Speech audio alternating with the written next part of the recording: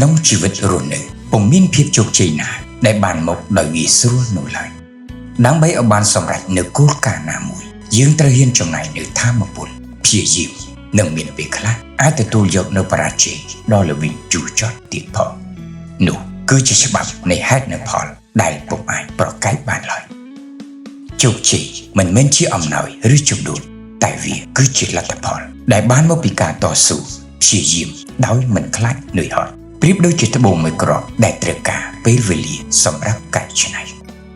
ធ្វើមនុស្សត្រូវស៊ូទ្រាំនឹងភាពលំបាកដើម្បីរកឲ្យឃើញនៅជីវិតខ្លួនឯងឲ្យពិតប្រាកដ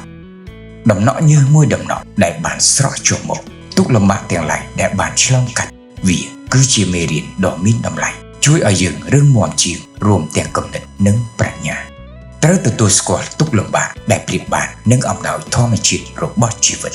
ហើយក៏ដោយសារតែវានេះហើយទើបធ្វើឲ្យយើងស្គាល់ពីតម្លៃរបស់ភាពជោគជ័យកុំខ្លាចដួលព្រោះនៅពេលដែលយើងបានក្រោកឈរពីភាពបរាជ័យគឺជាពេលដែលយើងបានខិតទៅកាន់តែជិតដល់គោលដៅនៃភាពជោគជ័យ